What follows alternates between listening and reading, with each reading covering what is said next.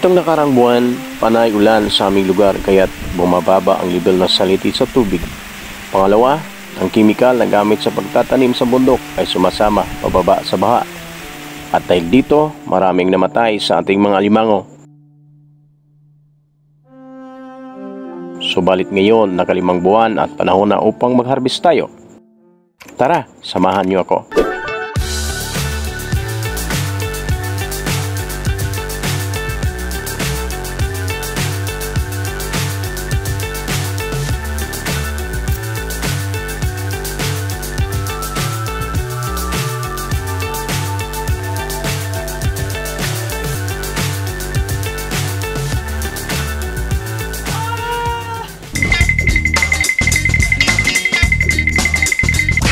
Bago natin alisin ang tubig, ay ilipat muna natin ang alimango na sa galon sa ating fish pan papunta sa ating DIY indoor crab fattening setup.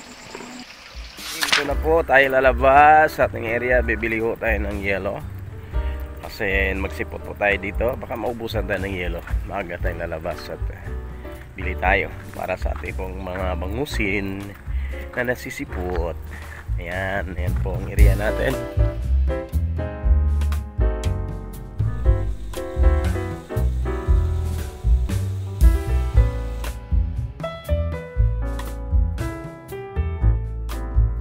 Kung kayo po ay bago pa sa aking YouTube channel, ako si Alimango King. Ako ay nagbabahagi ng kaalaman tungkol sa crab farming. Huwag kalimutan i-like at i-share ang ating video. Subscribe ka na rin at i-click ang notification bell.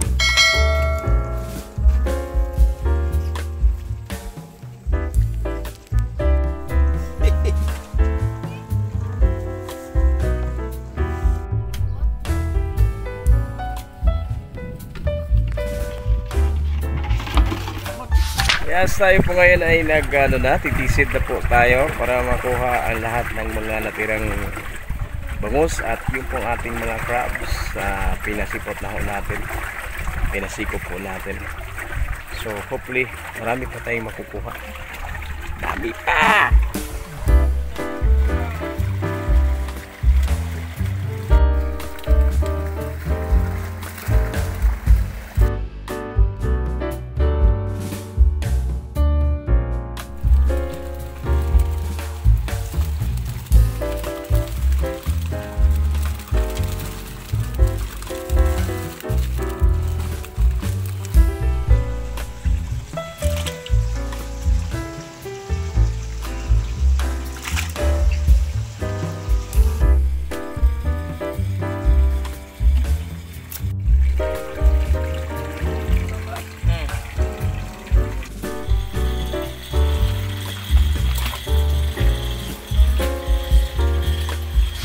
Hello, tapos na po ang ating pagsimot. So ayan, nandito na po ang ating mga crab sa taas. Tingnan natin mamaya. At saka yung meron tayong mga bangus din. So nasa lang bangus din, 2 box yung bangus natin. And yan, so napakaganda ang paglagay sana ng crabs ngayon. Daming survival, pero ang nagka-problema ay yung panay ulan. Marami pong mortality. Super dami po ang talagang nakakalat sa loob ng palaisdaan. Nakakapanlumo, pero okay lang, kapan talaga yung buhay next time. Pero naman tayo, bumawi naman tayo, sobra pa. So yun talaga ang pagpalaisdaan. So just go on, don't give up, no retreat, no surrender. Fly so high, I'm hypnotized. What's up is down, what's left is right. Chasing stars and holding you. I can't see the end, but we'll see it through.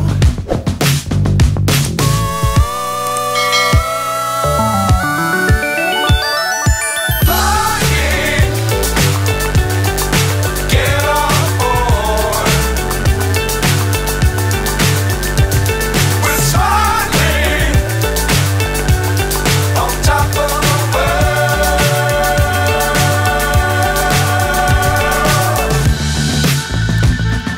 Dangerous times, don't fly too high. Be sure to keep the ground in sight. Fly forever if you keep it tight.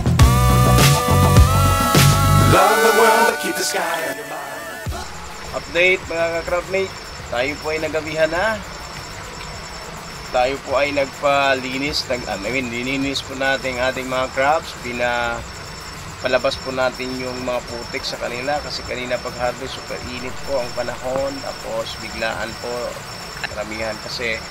So nakalagay dito sa lalagyan. At ngayon gabi, nasikaso na namin ang limang team. Okay. Nagabihan na tayo. Update tayo, linis po namin. Inalis po namin yung putik kasi nakalublob sila ng putik kanina kasi super init yung pag-harvest. Para iwas po tayo mortality, sayang naman, laki pa naman. So, atin po silang nilinis at pinainom ng bagong tubig. Dito po sila pinapainom. Inalis po natin yung mga burak sa kanilang mga hasang. Yan, para po sila ay lalong presko, malinis. Iwas po mortality. Ayan. Fresh na yan. Pwede na ho natin siyang talian. Wow, laki.